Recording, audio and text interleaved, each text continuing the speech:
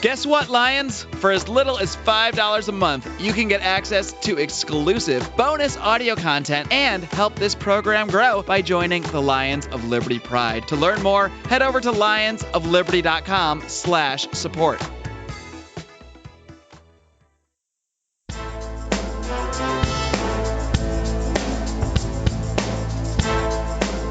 Welcome to Felony Friday, a presentation of the Lions of Liberty podcast. Here is your host, John Odermatt. Felons, friends, and freedom lovers, it is time for another edition of Felony Friday right here on the Lions of Liberty podcast. Felony Friday, of course, is the show that focuses each and every week on exposing injustice in the broken criminal justice system. This is episode number 81 of Felony Friday, so that means you'll be able to find the show notes with links and notes to everything that we're going to discuss today, and we're going to discuss a lot because this is a felony review episode of Felony Friday. You can find all that stuff and read along at home at lionsofliberty.com/ff81. Now, I'm going to get to introducing my guest in just a moment here. He's a guy that you know and love. He's a friend of the Lions of Liberty podcast. He is Rodger Paxton of the Lava Flow podcast. And I'll do a formal intro of Rodger in a minute here. But before I do that, I want to talk about our sponsor for today's show. We are sponsored once again by Martin Armory. And martinarmory.com was founded on the simple goal of making buying a gun easy and affordable. Instead of carrying thousands of different types of guns, martinarmory.com only carries 25. They carry the best of the best. And by using this type of business model, where they're not spreading themselves trying to get every type of gun under the sun, just focusing on the best, they're able to procure these guns at the absolute lowest prices. They are truly ridiculous prices. They're so low. So do yourself a favor, go to martinarmory.com right now and find a gun. Find the gun that you like, a handgun, maybe a rifle, a shotgun. You will not find better prices anywhere. Add it to your cart, check out. But when you're checking out, don't forget to enter promo code LIONS at checkout because you're going to get free shipping on that firearm also. So don't hesitate, guys. If you haven't gone there yet, even if you have, go again. They're always changing out the guns that they have and looking for better deals. So please visit martinarmory.com and enter promo code LIONS at checkout. And let's get rolling with this show, guys. Today on Felony Friday, we welcome Rodger Paxton to the show. Rodger is a liberty activist and the host of the Lava Flow podcast. It's an outstanding show. If you haven't checked it out, it is a must listen to in my podcast feed. So definitely check out the Lava Flow podcast. Rodger is a friend of this show. He's been on, actually, just a couple weeks ago, we recorded an episode of Libertarians in Living Rooms Drinking Liquor with Rodger and Chris Spangle of We Are Libertarians. And I'll link to that in the show notes. It was a really entertaining show. So if you missed that one, definitely go back and check it out. And during that show, we were discussing a story that we talked about here on Felony Friday that had to do with a PSU fraternity and some members of that fraternity being charged in the death of a pledge. In response to something that I said, Rodger asked me if I wanted me to make him his slave. So with that response, you can hear his laughter now. I wanted to bring Rodger on to Felony Friday to talk about some felonies and to play Is This a Crime? So Rodger, welcome to Felony Friday. It's good to be here, and, too bad Chris isn't here so I can educate him all over again like I did a couple of weeks ago, but that's okay. I've got you, so we can take care of that. Well, hopefully Spangle's listening, so he can get his education that way. I'm sure he is. But Rodger, I just want to kick things off before we get into talking about. We have a bunch of news stories to get through today. We want to play Is This a Crime towards the end of this show. But before we do that, I just want to ask you a question. How many felonies have you committed today? At least 3, according to statistics. Yeah, that is true. That's Harvey Silver Glate's book, and I did interview him. I will link to that on the show notes page, and that is true. According to statistics, we've all committed 3 felonies pretty much every day, give or take a few. Might have some days where you commit more or less, but it is truly an over-legislated, over-regulated society that we live in. And Rodger, I've heard your interviews before with Mark on this show, and I've listened to the Lava Flow podcast. But maybe for people who, maybe they're just hearing you for the first time today, if you could just give the Felony Friday audience, the Lions of Liberty audience, just a little bit of an overview of what you're all about, why you started the Lava Flow podcast, and what you're passionate about. Well, I started the Lava Flow, nearly 3 years ago now, because I'd been banging my head against the wall in Libertarian Party politics, becoming the chair of the OPR in Arkansas, reviving that party, which was basically a dead party when I took it over, getting us full ballot access for the first time in Arkansas history. I was banging my head against the wall for a decade in that party and getting nowhere. So even after my wife was chair, then I was secretary, we still weren't getting anywhere. So running 45 candidates, it was still a waste of time. So I decided to put my efforts elsewhere. I started the podcast, The Lava Flow, began looking at other activist opportunities. That's something that might actually make a difference. And so my wife and I moved our 2 children up to New Hampshire as part of the Free State Project. Been up here now for almost 2 years. And absolutely loving it. I mean, being up here around thousands of like-minded libertarians who really get what we're trying to do and get the activism and for achieving liberty in our lifetime has just been a fantastic thing. And of course, now I've expanded my podcast network from the Lava Flow, and I've added several other podcasts, including the ANCAP Barbershop, the Freecoast Freecast, and one of my favorites, Resist the Empire, a libertarian view of the Star Wars universe. And so I do that with a good buddy of mine named Brian. And so if you're into Star Wars and into libertarianism, definitely check that podcast out. Those are all different podcast feeds. Is there a place where everything is compiled together for everything you're working on there? Not yet. Eventually, I'm going to have a streaming service set up with all of our podcasts on it, and just another RSS feed that you can download all of the Pax Libertas Productions podcasts as well. But just haven't gotten to that point yet. Very cool. Very cool. A busy man, Rodger Paxton. Busy liberty activist. Yeah, I wouldn't have it any other way though. So let's jump right into this and talk about some felonies trending in the news. Let's start with some good news, actually, because there was something, in my mind at least, hopefully you agree, Rodger, maybe you don't, that happened out in Oregon, where there was a bill in the state legislature out there that passed House Bill 2355. And to put it simply, what the bill does is it makes simple possession of people call hard drugs, in air quotes, like heroin, MDMA, and meth. It makes them punishable by no more than a year in prison, where previously you get much more than that. So what it does is essentially takes what were felonies and makes them misdemeanors. Obviously, in an ideal libertarian society, a more free society, this stuff should be completely legal. But I look at this as a step of some progress forward, maybe something other states can mirror and do similar things. In your mind, Rodger, when you look at what Oregon has done here, is this legislation that you would support? 100%. I mean, you have to look at this from the perspective of the people who are busted with these drugs. Their lives are literally ruined for the rest of their life over something as simple as having a little bit of pot, a little bit of meth, a little bit of heroin. That can literally ruin your life. This now makes that to where that's no longer the case. You will basically get a fine, but you don't have a felony hanging over your head for the rest of your life. You don't have to worry about spending years in jail. And it's really my perfect example that I always try to talk about when it comes to this is Obama admitted to smoking marijuana. If he had been caught smoking marijuana, he never would have been the president of the United States of America. And we have destroyed hundreds of thousands of other kids' lives and regular people's lives over that same issue. And he saw no hypocrisy in that.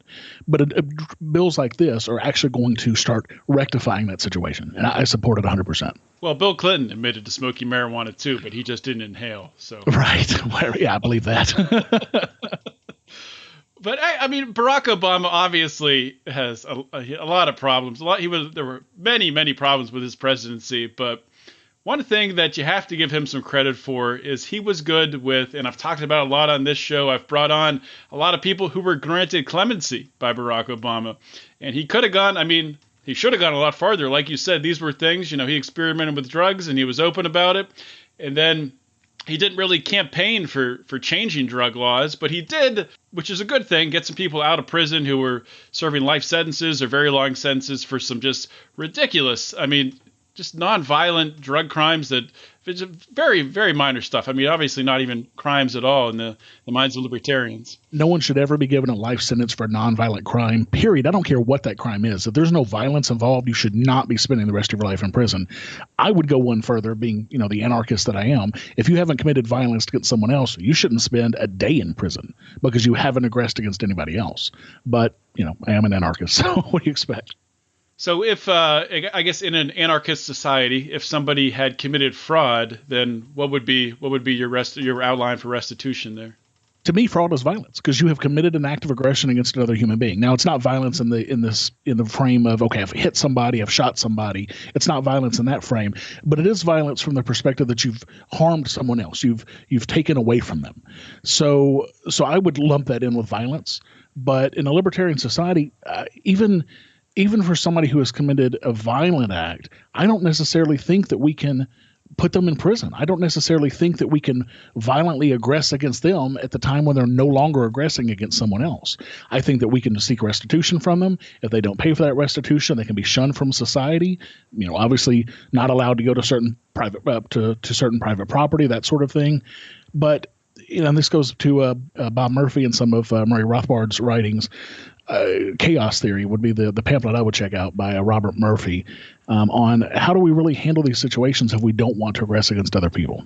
Well, we will get into talking about acts of violence and if they should be crimes or not when we play Is This a Crime? At the end, we have a couple ones lined up. So excited to hear more from you about that when we do that. Before we get to that, though, I just want to talk about an outrageous bill that I just came across today. And as soon as I saw it, I just had to talk about it with you, Roger. This is up in Massachusetts, so sort of your neck of the woods almost a little bit. Massachusetts, very different than New Hampshire, of course.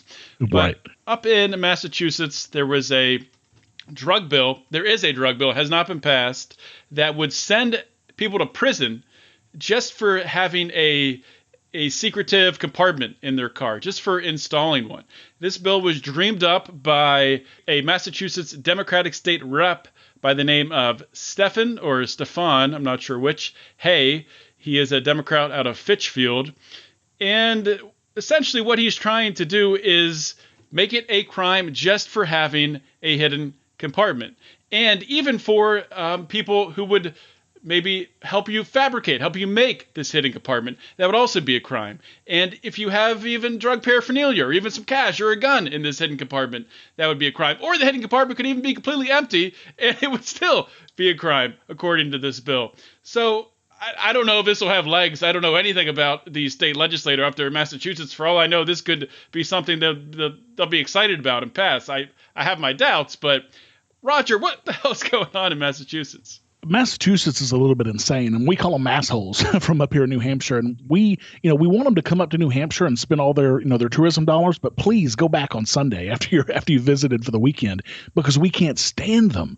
This is absolutely asinine. Coming from a Democrat, first of all, the Democrats who are supposed to be the party of protecting individual rights, yet this Democrat wants to give the police the ability to steal your property for having a hole in your car, basically, that you made. I mean, come on, this is insanity. I love the sentence here. It presumes that any hidden compartment in the vehicle is used, quote, for the purpose of transporting or distributing controlled substances. Now, that is a presumption that has to be proven normally in our society. Innocent until proven guilty, but not if this bill passes. This bill would absolutely make that guilty until proven innocent, and that is horrendous. Yeah, and I liked in the article where I read this on Drug War Chronicles, what they talked about. They compared this to a South Dakota law deeming the use of meth or possession of meth by a parent as child abuse. So saying that even just having meth and using it around a child is child abuse. Of course, that is not directly child abuse. It can lead to child abuse. So sure. It's the same type of thing. But well, alcohol can lead to child abuse too. Are we going to start making alcohol illegal? I mean, there's lots of things that can lead to child abuse. I mean, stepping on a Lego could lead to child abuse. Are we going to ban Legos now? I mean, come on, that's ridiculous. That is the truth. If I stepped on it wasn't a Lego. It was a little giraffe, probably about 2 months ago. And I almost punched a hole in the wall. It was one of the most painful things I've ever experienced in my life. But I'll tell you, the one that got me was one of those little plastic, like a G.I. Joe gun type thing. And it was apparently sticking up in the carpet when I step on it. Oh, my goodness. That was crazy. But I didn't abuse my child over it. So yeah. Just take a deep breath. You will heal. You will get over the injury there. But yeah, just have a little restraint. Next thing I want to talk about, we're talking about Massachusetts. Let's go south to Kentucky. And this is some more good news. So 2 good stories on Felony Friday. Sometimes we have none. So let's continue with the good news. We had a bad story from Massachusetts sandwiched in the middle there. So in Kentucky, the Kentucky Senate wants to expand felony expungement. And what they've looked at, obviously we wish that they would go further, but what they're looking at, this is State Senator Jim Higdon. He's a Republican, and what he's trying to do is get it so that people who have what I guess they call them Class D felonies, these low-grade felonies, to give them a second chance. So someone who is guilty of trafficking like small quantities of marijuana, that instead of having to wait or allowing them, I guess what this bill would do, allow them after 10 years to have their felony expunged and they pay a fine, but at least it's off their record. Obviously not ideal, but sometimes you go back and forth, at least I do, Roger, as a libertarian, is it worth supporting a law like this that is just such a small gain, or is this something that you really shouldn't support because it doesn't go far enough? What are your thoughts on that? And, that's a really tough one. I ran into the issue in Arkansas when they were first trying to pass medical marijuana many years ago, and it still hasn't passed. But they were at the time that were going to severely, heavily regulate the industry, basically making it to where only the government could sell marijuana. And that was a big problem for me. So I didn't support that bill. Now, looking at it in hindsight, I probably should have, because it would have given potentially very good medicine to people who need it. So I still should have supported that. It still wouldn't have passed in Arkansas. But looking back on that, I have to look at it from those eyes. I think that any gains that we can get are gains that we should go for. I would push the button tomorrow if I could to completely turn us into an anarchist society. I absolutely would. But I know that that's not going to happen. In order to get there, we didn't get here overnight to this massive government society that we live in. We're not going to get rid of it overnight. So I think any gains that we can get are gains that we need to latch onto and support.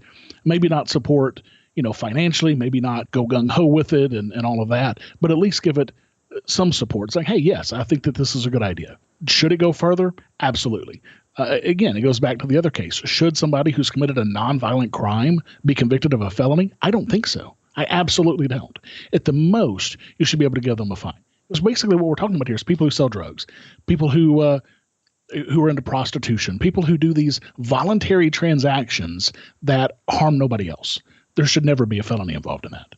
100% agree with you. And I can definitely relate to what you said about Arkansas with the medical marijuana. I know that there was a big controversy in Ohio recently. In this past election, they had a ballot initiative where they were trying to do a similar thing. They were trying to legalize, I believe it was recreational marijuana, but it was such a blatantly crony scheme that people actually advocating to legalize marijuana turned against it, because what it would have done is given the control of the entire marijuana industry in the state to like 4 or 5 different people. And it was just so blatant. They were the only people allowed to produce, only people allowed to grow. They would have owned the entire supply chain for marijuana distribution in Ohio. So I think in that case, in cases like that, it might make sense to wait and try to get something better. But I agree with you. And in a case like this, I think it is pretty clear cut. I mean, there's no reason. Obviously, people that are committing these nonviolent crimes shouldn't have any jail time, but at least help these people, get the felony off the record. So if I was in Kentucky, I would definitely, call up my state senator and give him a pat on the back for supporting legislation like this. And interestingly enough, going back to the Arkansas situation, I was told by many libertarians, you're crazy. We need to at least get this law passed and then we can make it better, over the years. And I said, there's no way, because government doesn't do that. But then I moved up here to New Hampshire, where they passed medical marijuana before I moved up here. And then this past year in the legislature, they expanded the ability to get that medical marijuana. So now people with chronic pain as the only diagnosis can get medical marijuana, whereas before they couldn't. They expanded it some other way too, and I don't recall what that was either. I think to PTSD. So I was wrong. I mean, clearly in some areas, in some states, you can expand on those bills and make them even better, because the one that was initially passed here wasn't great either, but it's getting better every year. Yeah, and maybe marijuana is one of those industries where it will kind of evolve over time. I'm just waiting for that first state that's going to step up to the plate and just straight up decriminalize it all the way across the board, and just make it as as I've heard many libertarians say, just make it as legal as buying tomatoes, as legal as anything. Hopefully, I don't know what state would be on track to do that, but hopefully someone steps up to the plate and we see what a real free market in marijuana would be like. Well, the way Oregon's going, decriminalizing all of these other drugs, they may be on the path to do it. Of course, Washington has had decrim for a while, if I'm not mistaken, Washington State. Alaska might be another state where they could do something like that. But you're right. I mean, once it happens in one state, it'll start spreading like wildfire to the other states, just like medical marijuana did, and just like decriminalization is. We're just going to take a real quick break here. We'll be right back with more from Rodger Paxton. I firmly believe one of the most important things you can do to protect yourself and your loved ones is to own a firearm. But for a lot of people, buying a gun can be an overwhelming process. There are just so many options, and not everyone feels comfortable walking into a gun store. Well, our friends at martinarmory.com are doing their part to change that. Martin Armory was founded with a simple goal: to make buying a gun simple and affordable. Instead of carrying thousands of different guns, martinarmory.com only carries 25. This allows them to focus on providing the most popular guns on the market at insanely cheap prices. And now, for a limited time, their prices are even more insane, as martinarmory.com is offering Lions of Liberty listeners free shipping. Simply go to martinarmory.com, pick an awesome gun, and enter the promo code LIONS. Again, that's martinarmory.com. The promo code is LIONS. With that being said, we're going to shift to the next part of the show here, and we're going to play America's fastest growing podcast game show, Is This a Crime, and Should They Do Time? Is it a crime? Should they do time? Or do you think they learned their lesson from a hefty fine? Is it a crime? Should they do time? And since we have to ask the question, is the system down or out of line? And I've actually had a little pushback recently from people in the Lions of Liberty forum.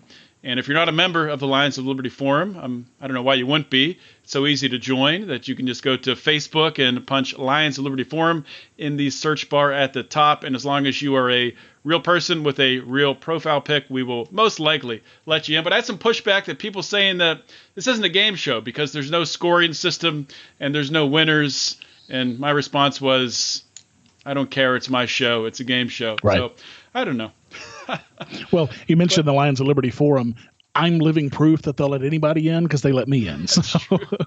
That is true. Rodger is active in the Lions of Liberty forum. So if you have a problem with him in this show, you can take it up with him there.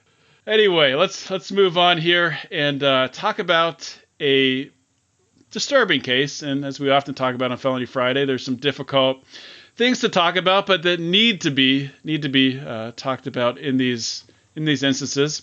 So this is out of Chicago, I believe. A mother got probation, only probation, for the death of her newborn, which occurred because she threw her newborn immediately after having the child out of an 8th floor apartment story window. The reason she did this because nobody knew she was pregnant and she was trying to hide it from her parents. This happened back in 2015. At the time, she was charged with first-degree murder and ended up pleading down to involuntary manslaughter. The judge, Carol Howard, sentenced this woman to 48 months probation and ordered her to pay a $579 fine. So, I mean, there's a lot to unpack in this case, Rodger. I guess the first question, the most clear question is it a crime to throw a baby out of a window, and should this woman do time for that crime? Is it a crime? Yes. Should the woman do time? No. She should be shot in the head. and I mean, I'm a nonviolent anarchist who believes 100% in the non-aggression principle. But there are certain crimes. I mean, hurting a child. I hate it when anybody hurts anybody who's innocent, but nobody's more innocent than a child, especially a brand spanking new newborn, and she's going to throw this kid out the window.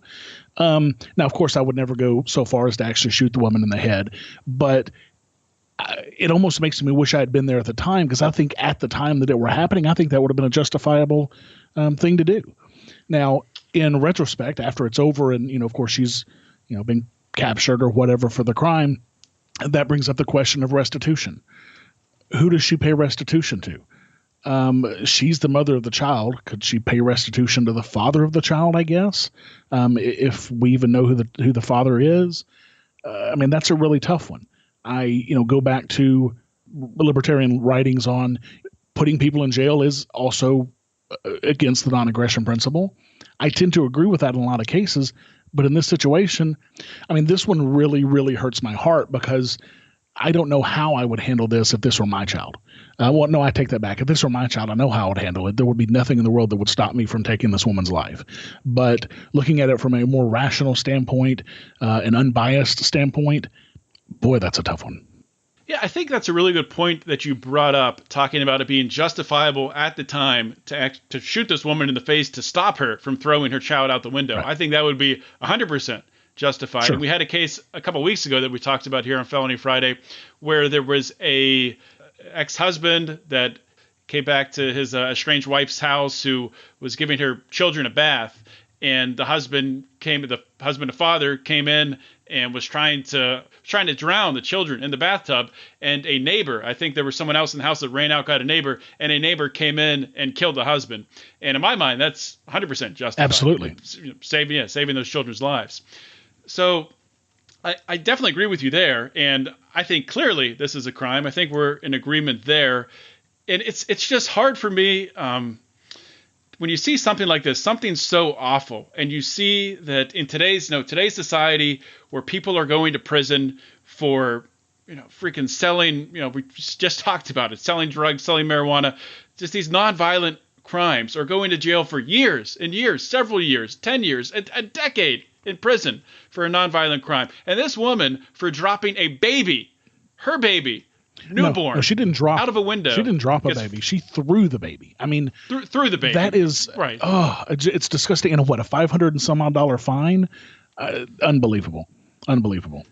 It is. Yeah. I'm not sure what the punishment should be, but it's hard. It's hard to even put into words how freaking awful this is. Well, cooler heads than me would have to, judge that situation, because I would not be able to rationally judge that situation, just because, having two children, even without having two children, though, anybody who kills a baby, most people agree that that's a horrendous crime. So I don't know that you'd be able to find somebody who could have an unbiased judgment in that situation. But, oh, man. Well, people who are for or in favor of and defend full-term abortion, having an abortion, and there's people out there like that who think if it's a couple days before childbirth, you can still get an abortion. Right. I would think maybe people like that would defend something like this. I don't know. Maybe I'm wrong. It could be. But the percentage of people who actually believe that are very small. So those they're probably sociopathic to begin with. You would almost have to be, right? So I don't know. You have to have no morals at all. I can't even imagine how anyone could be okay with that. Anyway, it's a horrible case. Tough to talk about stuff like that, but I think it's important. It's important to highlight a case where a woman gets such a small penalty when so many people have had their lives ruined for these petty nonviolent drug crimes, and this woman just gets a little probation sentence and gets really no punishment. Moving on, I want to talk about a viral video, and this video caused a little bit of controversy in the Lions of Liberty forum.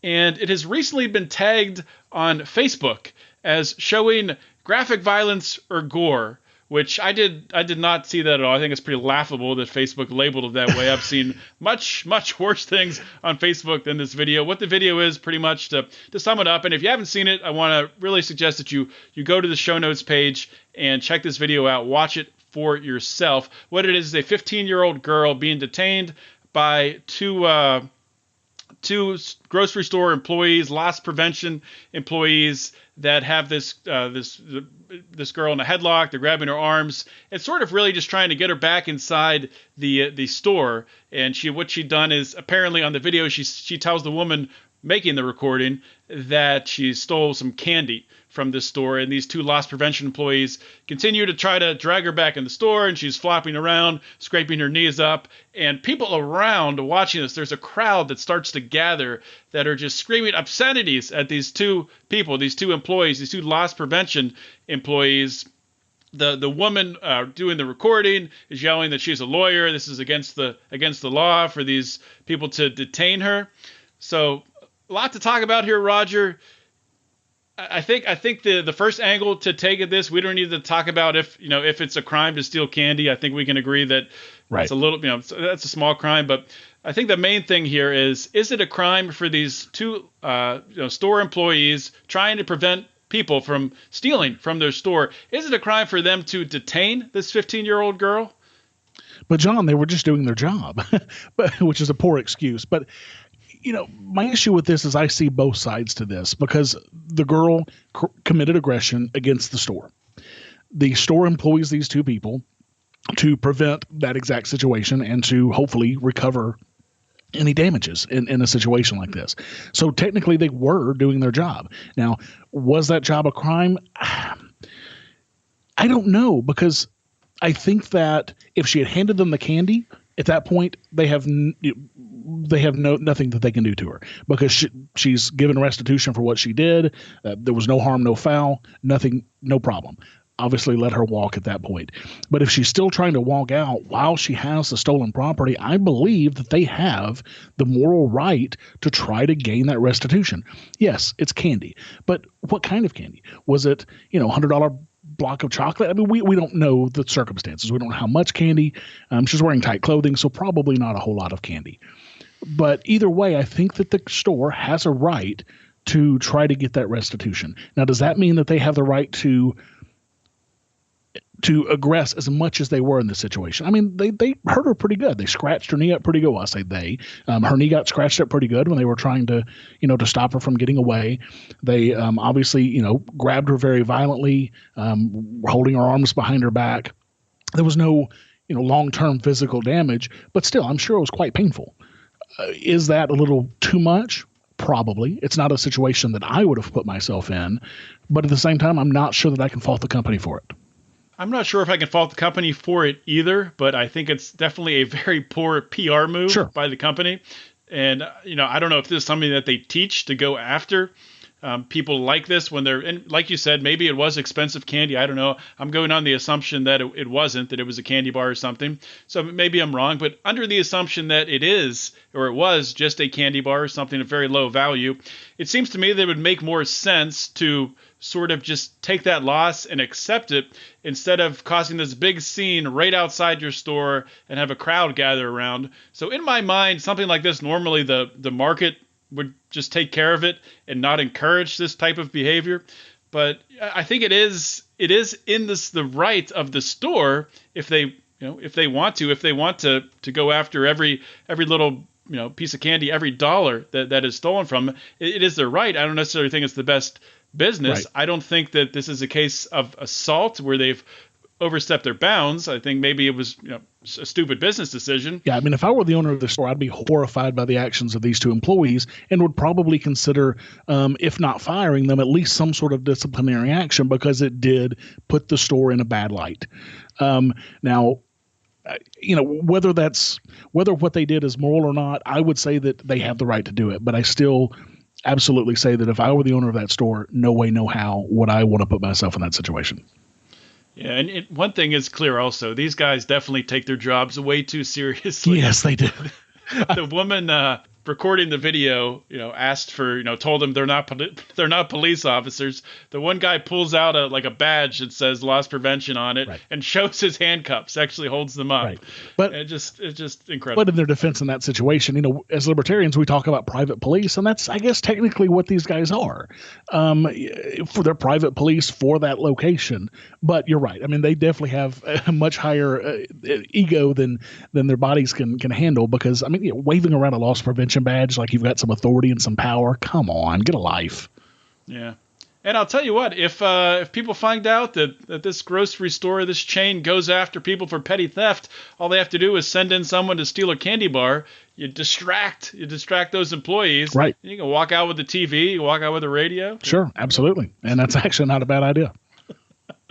Yeah, maybe we'll try that. No. Maybe after the show, Roger and I would just plot and talk about robbing stores and stuff like that. Yeah, I'll let you get caught and I'll run off with the good stuff. There you go. And actually, after this recording, we're going to record a exclusive Lions Pride episode. And of course, you can join the Lions Pride by going to lionsofliberty.com/support. For as little as $5, you can get in the Pride. You get all of our exclusive content. You give a little more, $10 a month. You get some free T-shirts, things like that, other perks, discounts in the store. For $25 a month, you are in our elite tier, and you'll get 2 free shirts, 2 free koozies. You get 30% off anything you buy at the Lions of Liberty store, which is the same price that we get pretty much. You're getting everything at cost, and you get a monthly conference call with us to talk about ideas, things you want us to talk about on the show, stories you want me to talk about on Felony Friday, really anything that you'd like to contribute to the show. So go to lionsofliberty.com support for all of that and to join so you can hear what Roger and I are going to talk about in the exclusive Felony Friday Pride Only exclusive, which can be released right after this show is published. So Roger, before I let you go and before we start our exclusive Pride episode, can you tell the people listening where they can find out more about everything you're working on, and I don't know, some party words of wisdom? You can find everything at thelavaflow.com. That's where my main podcast is. Also, Pax Libertas Productions, which the website for that is paxlibertas.com. That's the company that I'm doing all of my podcast network out of. So if you're interested in doing a podcast, you have a great idea for some sort of a liberty-oriented podcast, please check me out. You can also email me at roger@paxlibertas.com. But also check out the Free State Project. I was actually just recently made a board member of the Free State Project here in New Hampshire. And if you're serious about, really making a difference with your activism and really want to, surround yourself with thousands and literally thousands of liberty activists that are actually making a difference in their state, please check out the Free State Project. Consider moving to New Hampshire and, come check us out at Liberty Forum or PorcFest next year. That is awesome. And we will link to all that on the show notes page. Roger, thank you so much for coming on Felony Friday. Thank you. Always a fun time getting to chat with Rodger Paxton of the Lava Flow podcast. I really enjoyed getting some time to talk about some felonies with him. Playing Is This a Crime and Should Anyone Do Time? Just truly a blast. And if you guys enjoyed today's episode, the format of today's show, you can always let me know. You can recommend stories you want me to talk about on Felony Friday.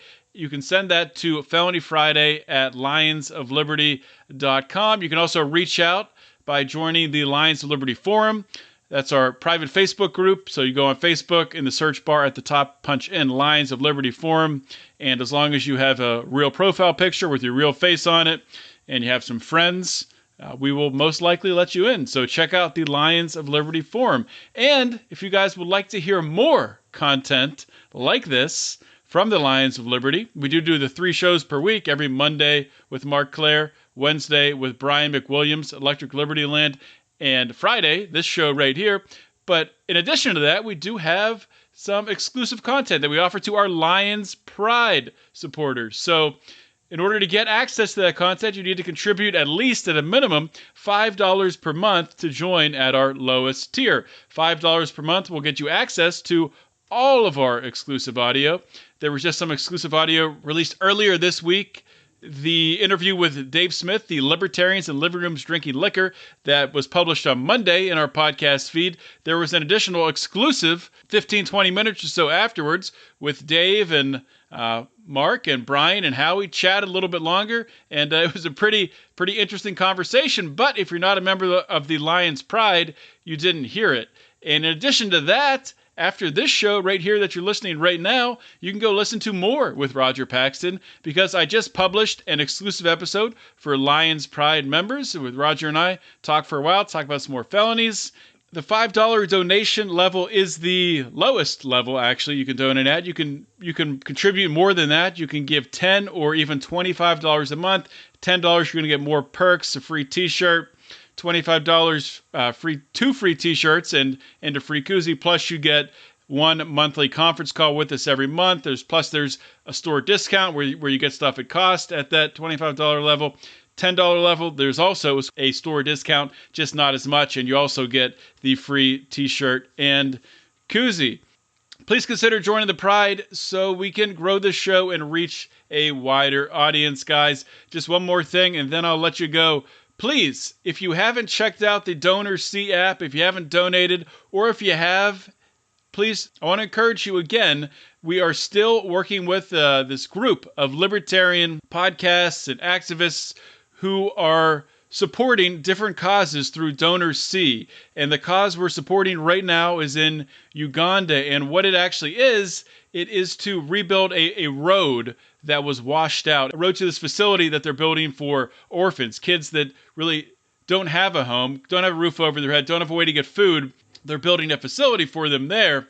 But the problem is the road to that facility was washed out. Now they've been able to repair the road with emergency funds, but they need to now replace those funds. So this project is to replace those funds. This project is to build the roads. The private sector is funding building the roads. It is a libertarian's dream, and you can find that charity by going to DonorSee. You can search myself, John Odermatt, and you'll find the charity under me, or you can search Mark Claire and find it there as well. If it is fully funded by the time this airs, then I want to encourage you to join the group, Walk the Walk on Facebook if you haven't yet, and probably the next charity that we're going to focus on is going to be announced there. So please think about doing that. Guys, this was an awesome show. I had a lot of fun today. I want to thank you once again for listening, and as you're listening to this right now, I am on my way driving on vacation. Yes, I'm going to the beach. So next week, of course, there will be another episode of Felony Friday. I've already recorded it. It's a great interview that I did with Michael Kravitz, and Michael Kravitz is a really interesting guy. Kravitz is a veteran, and the interview is going to focus mostly on something that we haven't talked about really at all on this show: the international treaties that make it problematic to end the war on drugs in this country. So Michael brings a very interesting perspective. He has an extensive knowledge base. It's a really interesting interview. Now that's all I got for today, guys. I really want to thank you once again for listening. This is John Odermatt signing off. Always remember to keep your head up and the fires of liberty burning.